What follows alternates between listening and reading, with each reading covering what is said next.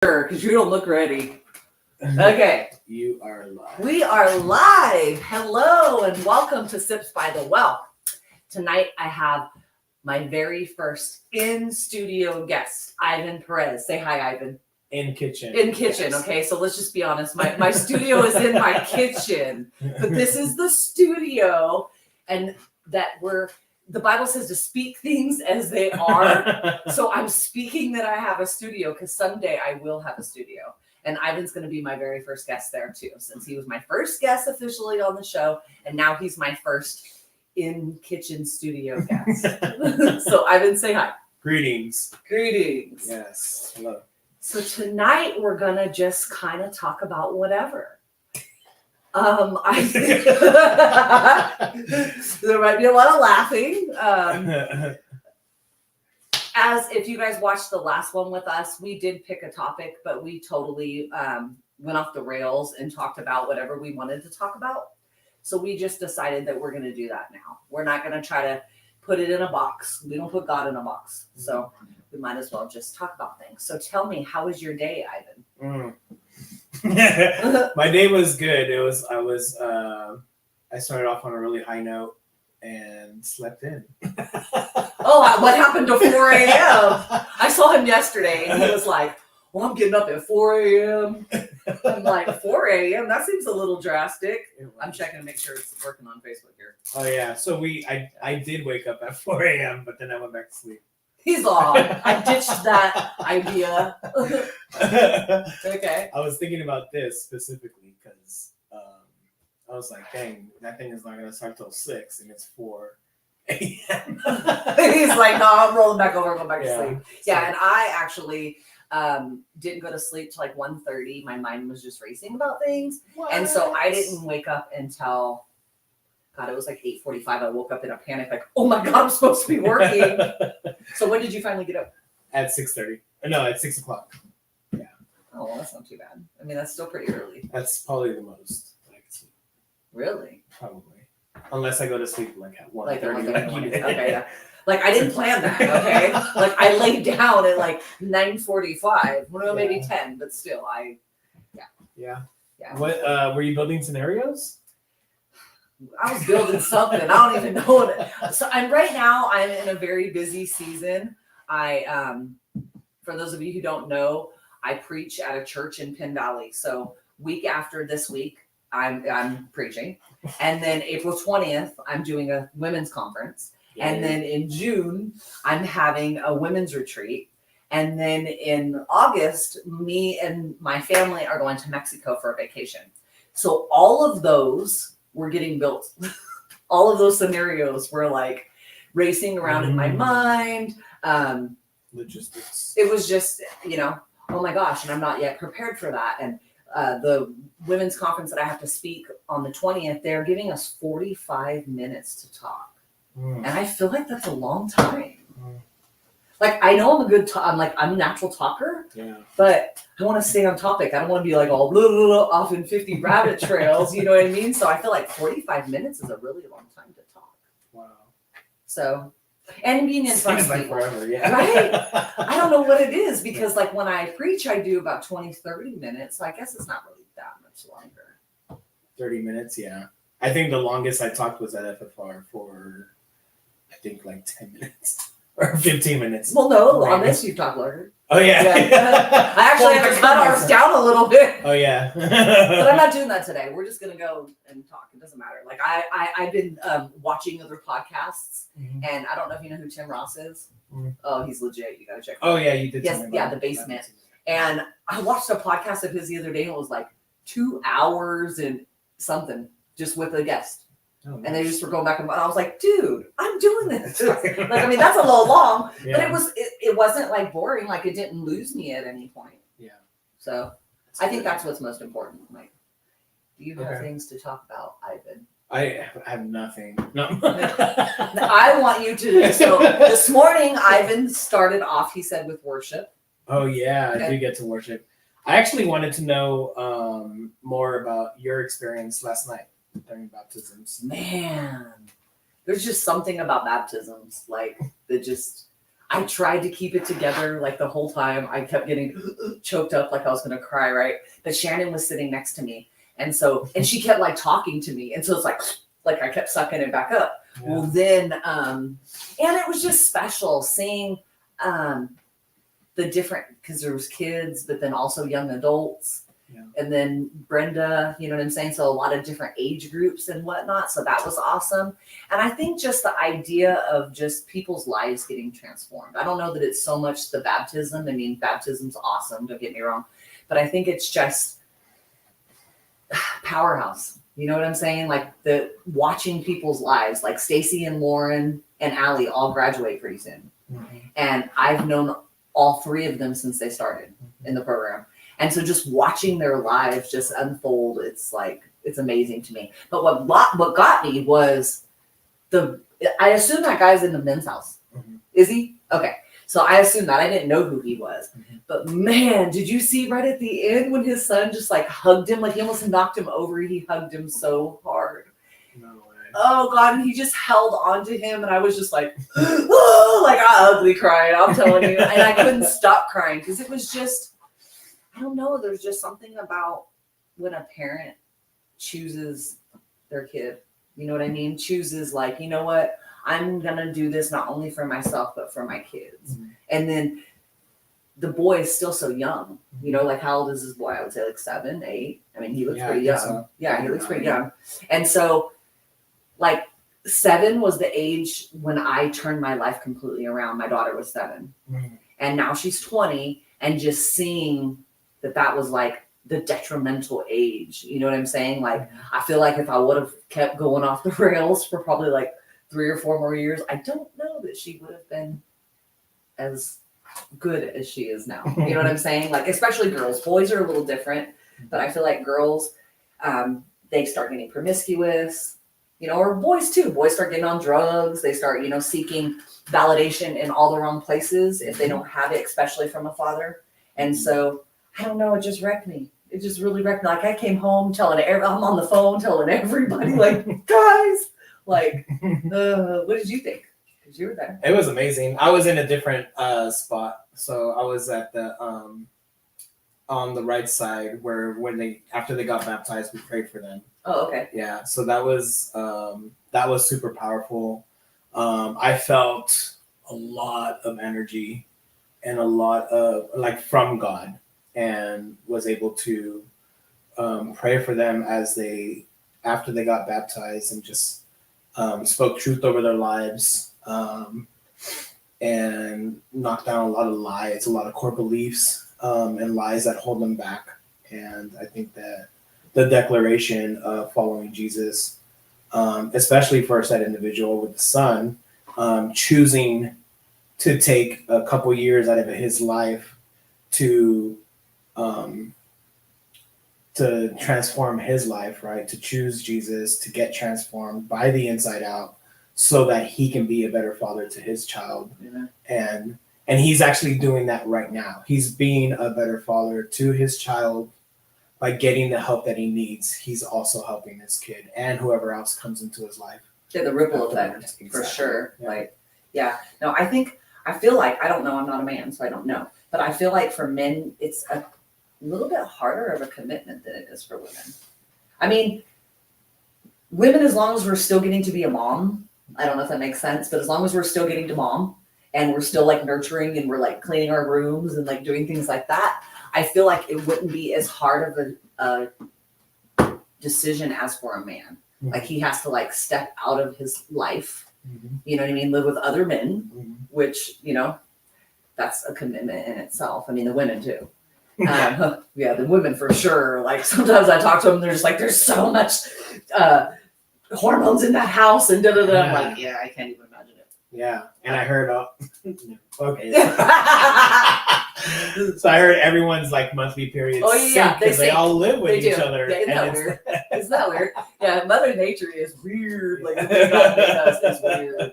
Yeah, that's what I always say. God knew I had a hysterectomy at a young age. God knew to get rid of mine before my daughter got one because she is a beast. Like she's so mean. It's like she was the nicest kid until she got her menstrual cycle, and then it was like, who is this child living in my house? Wow. So I'm thankful that we don't have to do that, enjoy that together. Although now I'm like pre-menopausal and it's kind of the same. Like when I'm starting, I have to tell her like, I'm going to need you to show me some extra grace today because I don't want to rip your face off and I don't want to be mean to you. And I just try to explain it to her. You know how you feel when you're about to, have that time of the month? I'm like, that's how I feel today. And I'm really mean and I'm I'm short tempered and I don't want to be mean to you. I hide in my house. Like I don't want to go anywhere. Because I don't want to be mean to people. You know what I mean? And when I'm just feeling like, kind of like I was feeling this morning, I was so overwhelmed this morning. I was so glad that I had you as a guest. I was like, there's no way I could just go on there and just smile and be all sweet today. Yes. So I was like, I need some laughter in my life. It makes me laugh. Yes. So. Awesome. Yeah. All right. So the transformation, I'm going to ask you a question. Okay, please do. So this is awesome. What was your point of transformation? Like, when did you finally have a change of heart? So I was super hard-headed. So I had to go to prison. Oh, okay. And so that kind of like was like I hit a brick wall. And while I was there, obviously I had a lot of time on my hands. And I always believed in God, but I didn't really know God. You know what I mean? Like there's this transactional thing where you're just like, oh, I pray and whatever, but it wasn't like I wasn't being quiet enough to hear from God. I never had really read the Bible. I mean, I knew a few little scriptures or whatever, but I never actually sat down and read the Bible. And so while I was there, I read the Bible. And then I also God sent me an angel to be my bunkie. She was a little bit older than me and way more well-versed in scripture. And so I'd be like, what the heck does this mean? Yeah. And so she would like explain it to me. So I would say that was what really started the transformation, but I still kind of was a little bit wild when I first got out. Men have always been my drug of choice. We'll just say that. People have asked me like, what was your drug of choice? I'm like, men.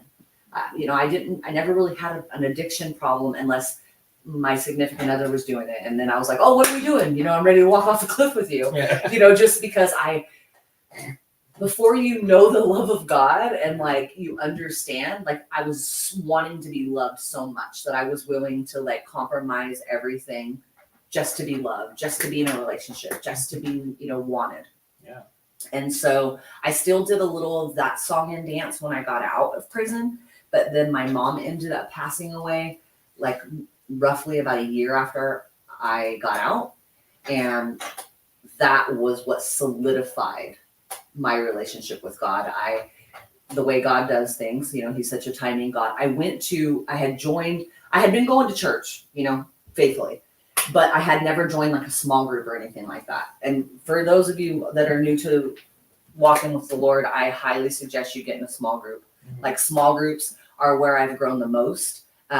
It's where I've learned the most because you get to know people on a different level and then you get to do life with them. And then, like you come in the next week and you're like, how are you? You know what I mean? And you get to talk about it. And then also you get to be open to ask questions. You're not embarrassed. You know what I mean? So I had joined a home group that was called, or at least I thought it was called Women Moving Forward.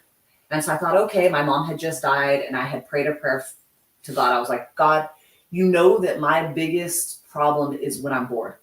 Yeah. I'm going to go out there and I'm going to do something bad. And so I was like, give me something to do. Well, I started this small group Bible study. And the first night I went, I found out it actually wasn't Women Moving Forward. It was Love and Respect for Married People. Mm-hmm. And I was so bitter. I was like, why do you have me here, God? Like I'm arguing in my head, like, why would you come here? Is this just to point out that I don't have a husband? And just kind of angry a little bit. And I ended up meeting my spiritual mom, is what I call her, at that Bible study. And she said, oh, you're not working right now? And I was like, no. She's like, well, I have this women's program. It's a 12-week program. It's every day, Monday through Friday. Mm-hmm. And why don't you join? We just started yesterday. Mm-hmm. And I was like, oh man, every day, but it was like, I had just asked God for something to do. Mm-hmm. And so I was like, you know what? I'm just going to go and see. Well, within a week, I was hooked. And I ended up going through that program and then ended up actually becoming the site director for that. Mm-hmm. women's ministry. And so that since then, and that was probably almost 14 years ago, I would say, I've been on fire running with the Lord, just, Yeah. like, and I'm not going to say that I haven't had things that have happened to me. I have, but I've clung to like, now I know, like, I built my life on the solid rock, and now I'm like, can't be shaken. You know what I'm saying? Like, it'll be fine. It'll be fine. God's got this. Yeah. So what about you? My change of heart came, I was thinking about this today, actually. I was thinking about, like, I've seen so many sermons and teachings and all these things, and, like, I can only remember 2 of them that actually, like, changed my heart and, like, and did something to me internally.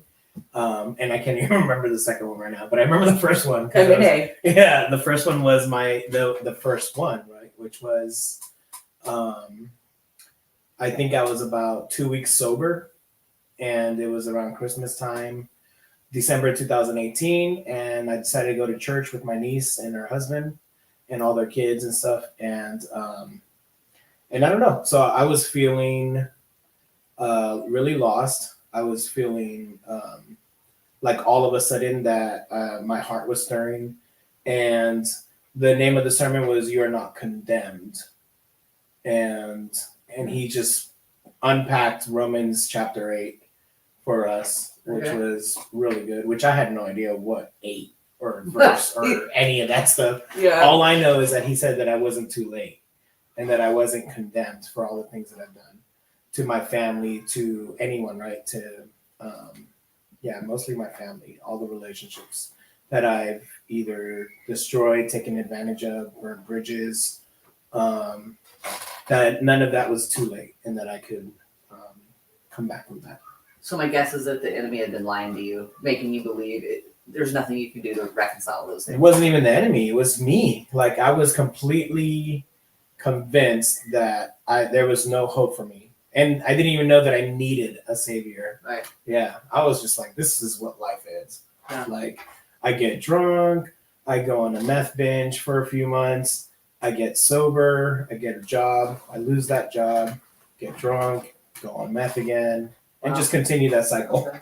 And so I was like, and I don't know why it's not stopping. Like, I don't really know what's going on, but I can see you keeping doing this. Yeah.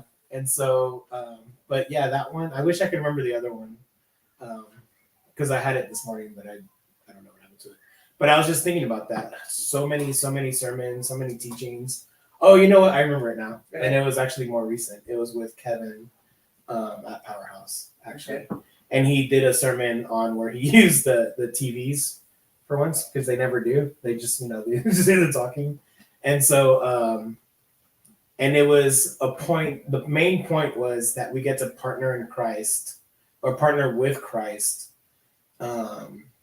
to help those in need. Okay. Yeah, which is what I'm doing now, like on so many different levels, and I'm Isn't that grateful awesome? for that. Yeah, it's amazing. It's so amazing how God just and it's all the areas where you were so broken to me. Like, it's like the areas that I guess myself too, but the enemy also was just like, you're so jacked up in that area. Like, Yeah. you know what I mean? Like, you've been so broken in that area. Why would anybody want to take advice from you? Yeah. Or, like, why would anybody? But really, once we overcome things, that's the power of, the Holy Spirit and just like his blood, he applies it to that area. And then just like it says, I can't think of the number of the scripture, but it says, with the comfort that he comforts us with, we're supposed to comfort others. Yeah. And I think that's the reason that we go through those things. Like, there's a big picture that we don't see. We see these little snapshots and glimpses, Yeah. and we're just like in the moment, this is never going to be better. Like you said, I'm a lost cause, Yeah, for sure. And even then, it still happens today with things. Like, Oh, yeah. where you just feel like it's going to just feel like this forever. And, time passes by. like, oh, well, I guess it's not forever. Yeah. I'm feeling so good now. Yes. This is great. Yeah. Yeah. So, the other one was, what I wanted to ask you about was the woman at the well. Mhm. Yeah. So, Mhm. why is that your name for your show? So the woman at the well was locked in a perpetual cycle.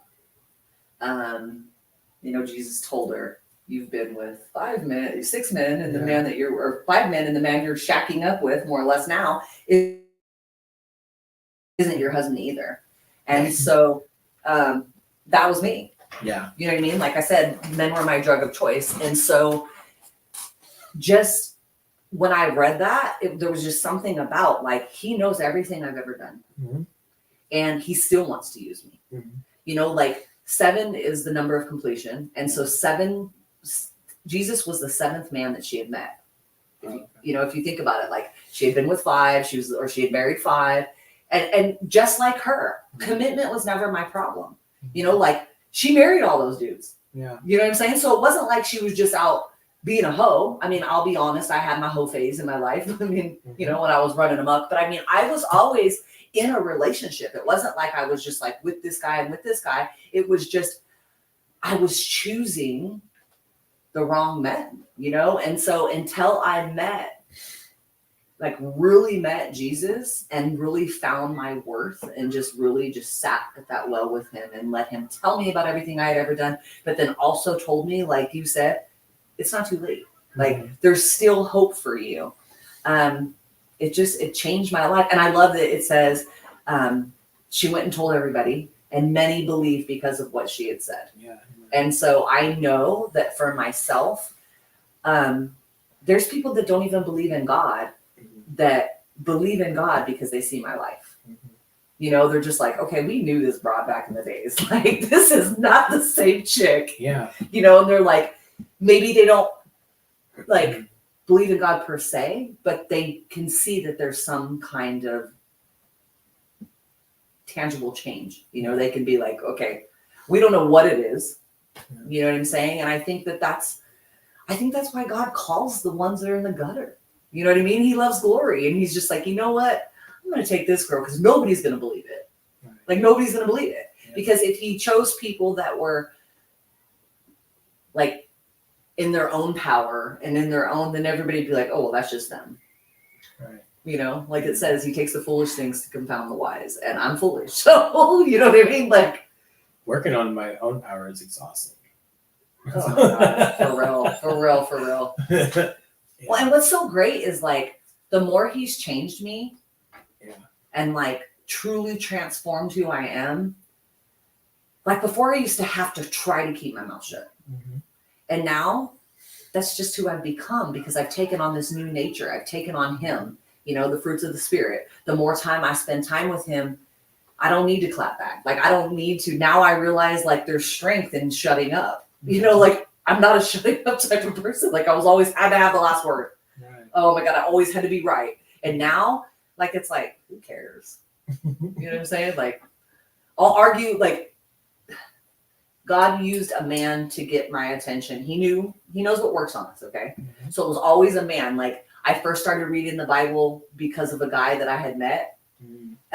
He was in prison too. And he's like, okay, we're going to read this and then we're going to write a letter to each other. And so I wanted to read it because I wanted to have something to talk about with him. And that's what got me to start reading the Bible. And then when I was with my last relationship, he grew up in the church. Yeah.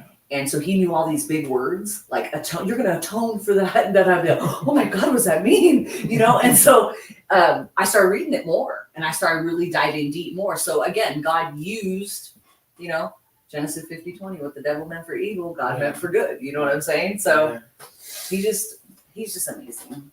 Yeah. And I can't help but to talk about him. You know what I'm saying? Like, I'm like, well, I mean, think about it. When you're in love, or you see people in love, they're like, oh, they're just all glowy and want to talk about it. Well, I'm in love with Jesus, so I'm going to talk about that. Yeah. It's good.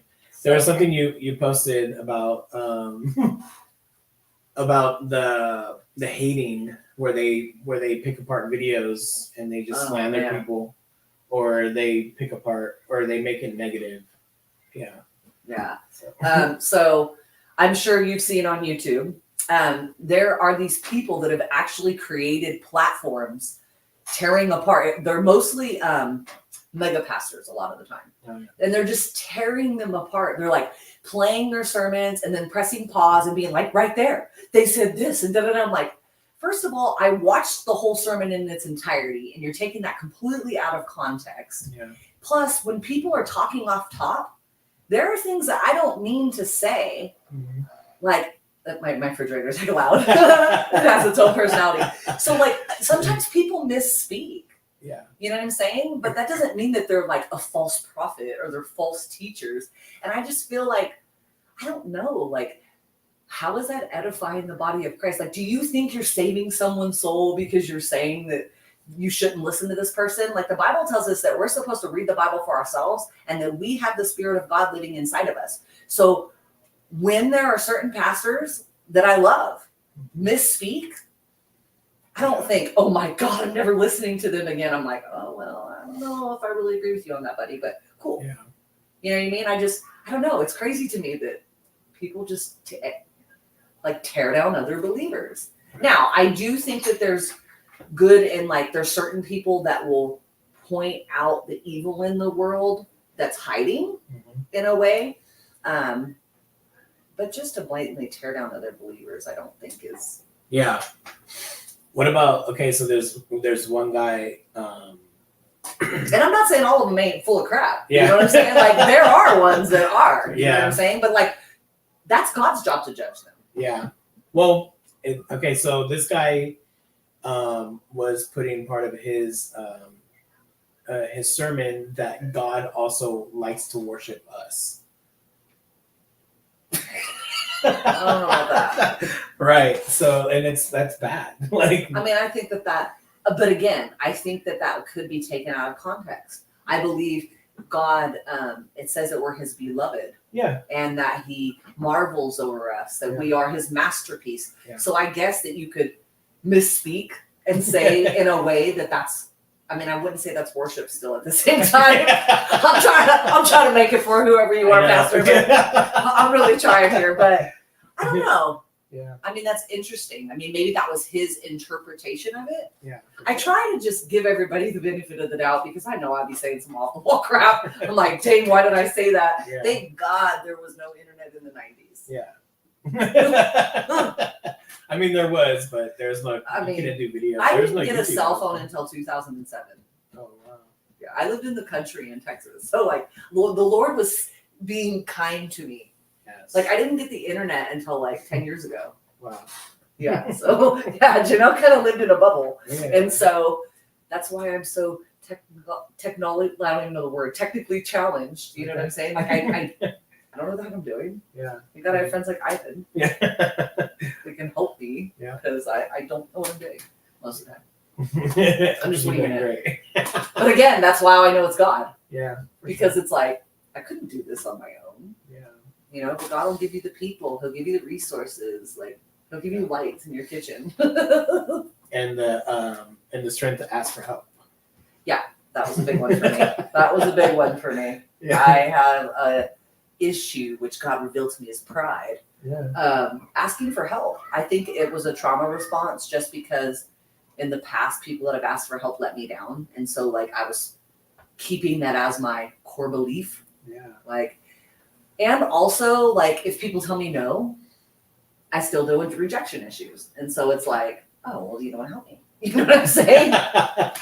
Which is stupid. Right. But Ivan actually broke down that belief for me. Like I asked him for help for this podcast and he was like, yeah, sure. And it was like, what? And then he came over and helped me. And then I didn't take notes well enough. And then I didn't know what the heck I was doing. And he came back over again. And it was just like, I don't know. Like the enemy makes me think, well, you're bothering them. Oh yeah, for sure. That's the worst. You know, you think you're bothering people. Yeah. And it's like, I don't want to bother people. I appreciate people's help. You know what I'm saying? But I don't know. It's stupid. It's prideful. That's good.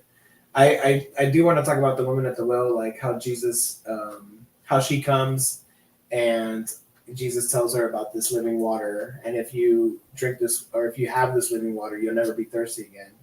And she responds with, well, I want this water. Like, and I never want to be thirsty again. And so, me too, sister, me too. And he immediately points at relationship.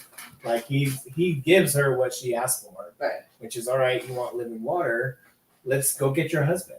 And then boom, right there, hitting the button, poking inside internally to get her this living water to start healing.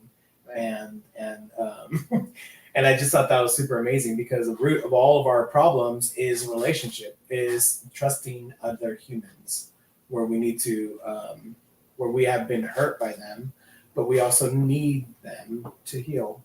That's the way that God created us. That, like, we need community, just like your youth group or your small groups. That's where a lot of the magic happens, and that's what Powerhouse community has been for me. Powerhouse has been amazing. Yeah. For me too.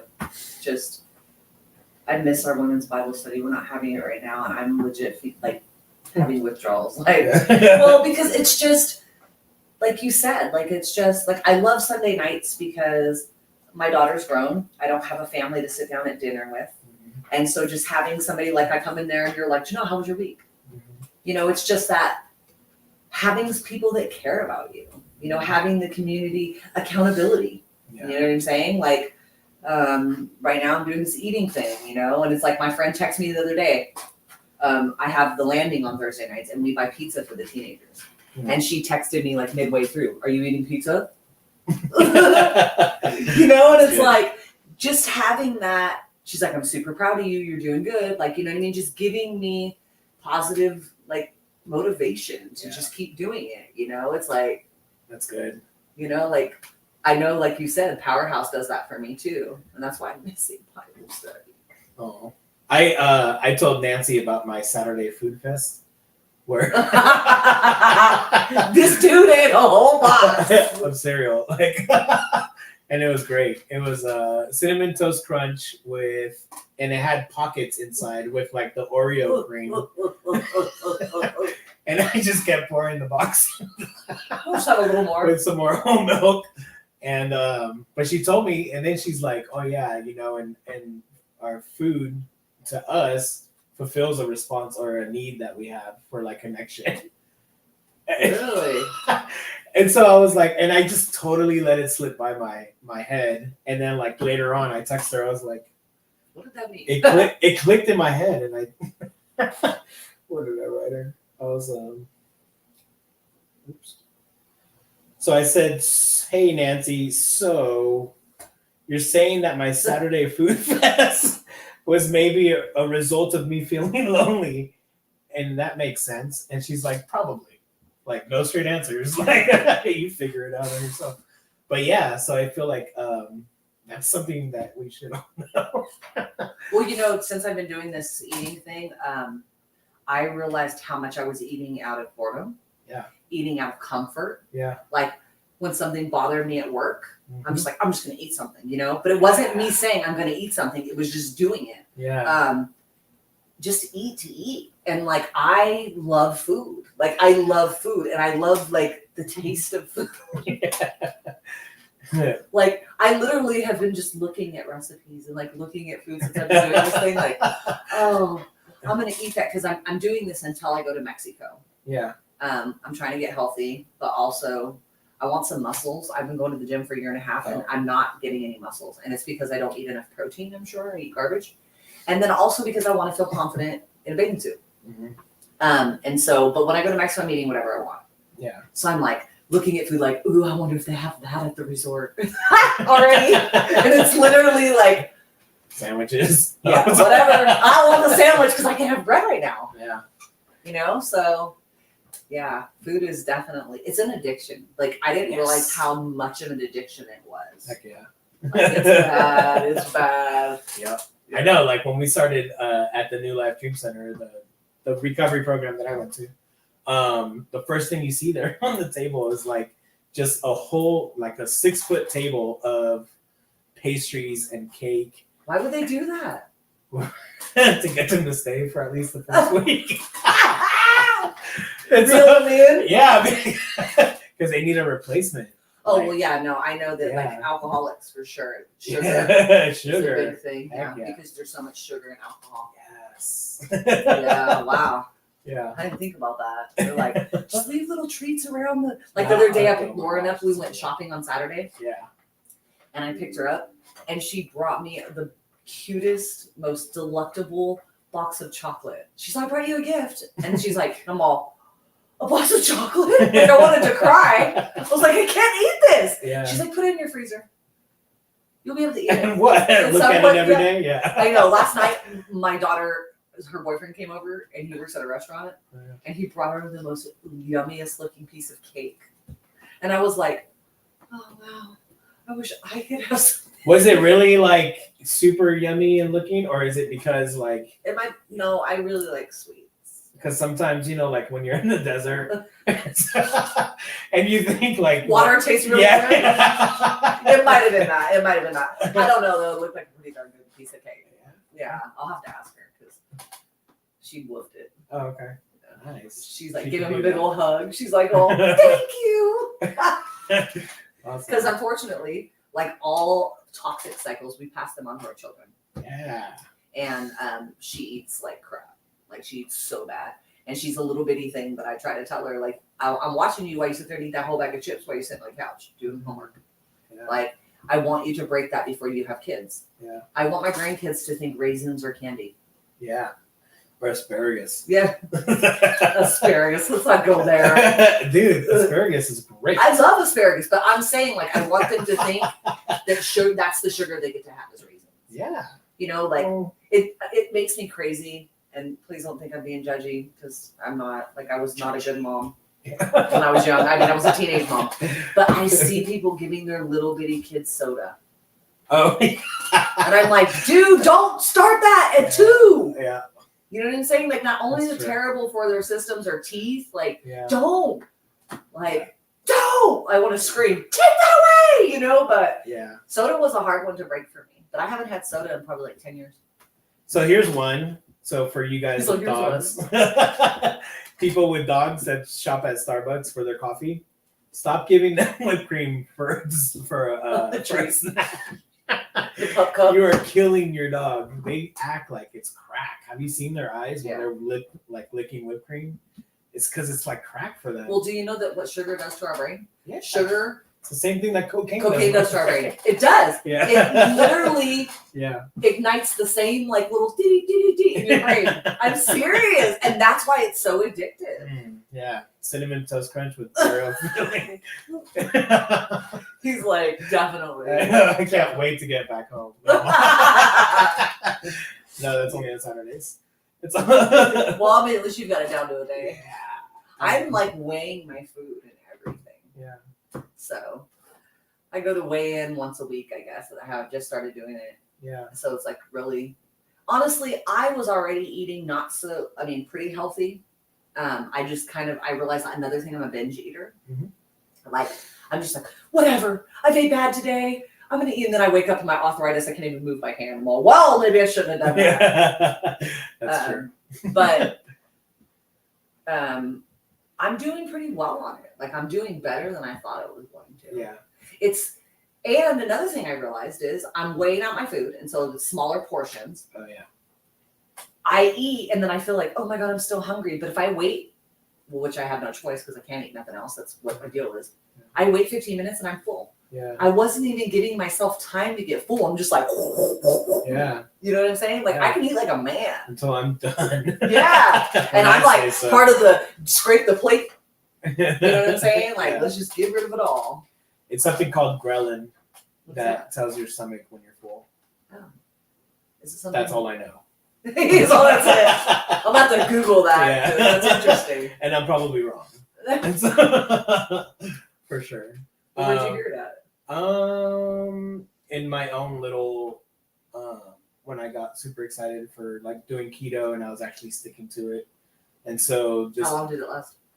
I went like a whole year, but I was in a program. I mean, I was living like on an island, so it was really easy not to go eat food. Yeah. It's not like Folsom where Folsom's like, this is a marina and the nearest store is 3 miles away. No car. And so, you know what I mean? So all the food that we had is a whole bunch of meat and eggs from like Lucky's, Trader Joe's, all donations. And then we also had all the pastries and bread and all that stuff. So it was easy to just eat like super good quality meat because nobody pays for it, so it all gets donated. Yeah. Yeah.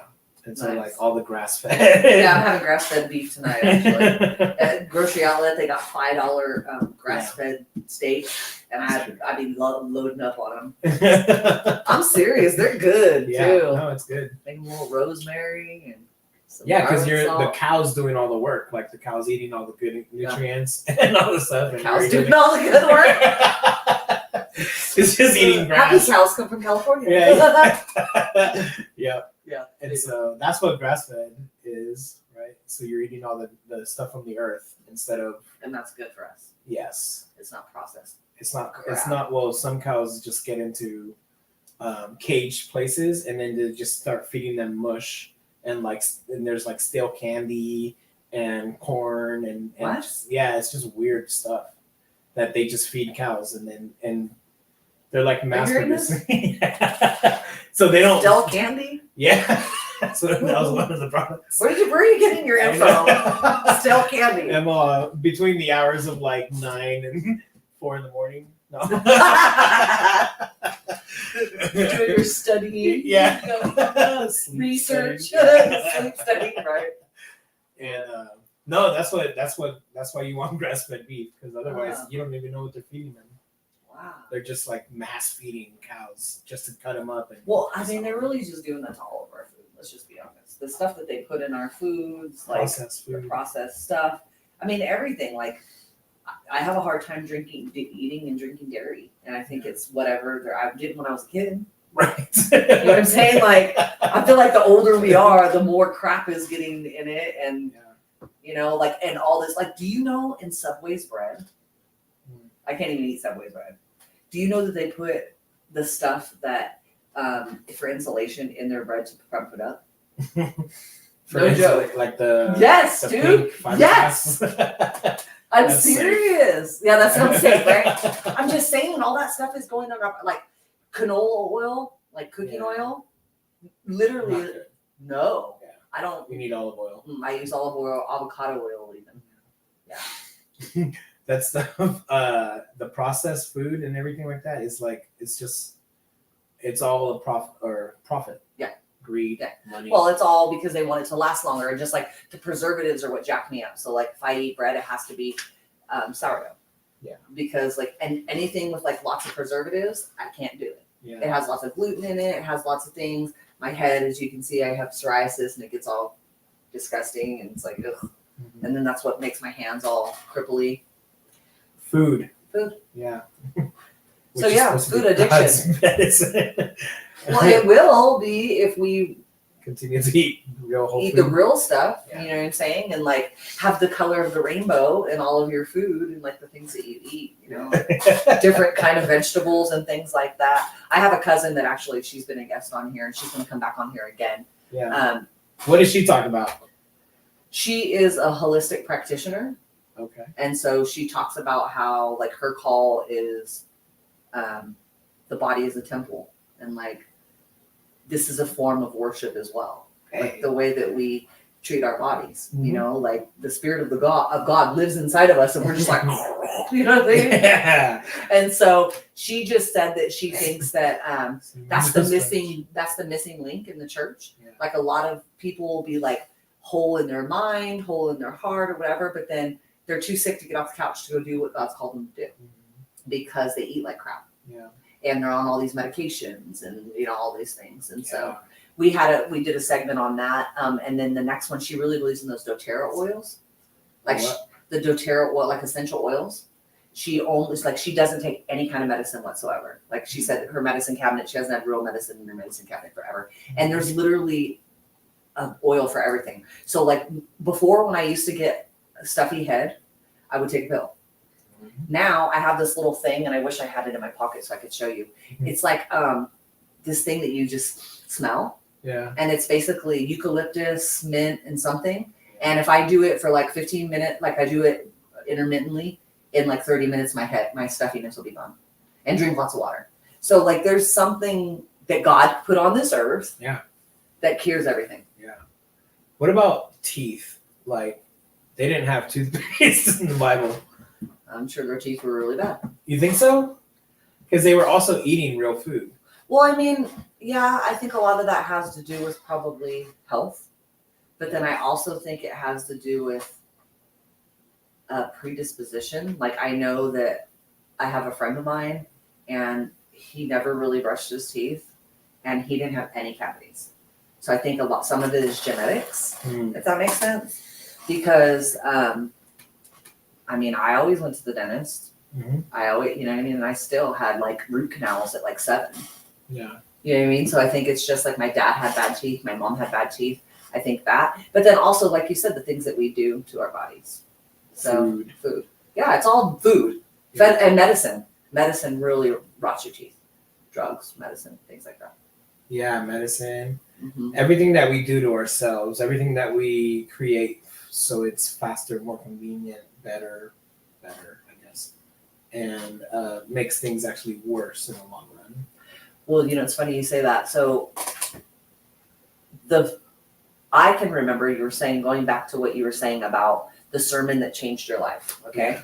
So there's a pastor. I was doing spiritual counseling when I lived in South Carolina. When I moved here, I was still meeting with her over Zoom.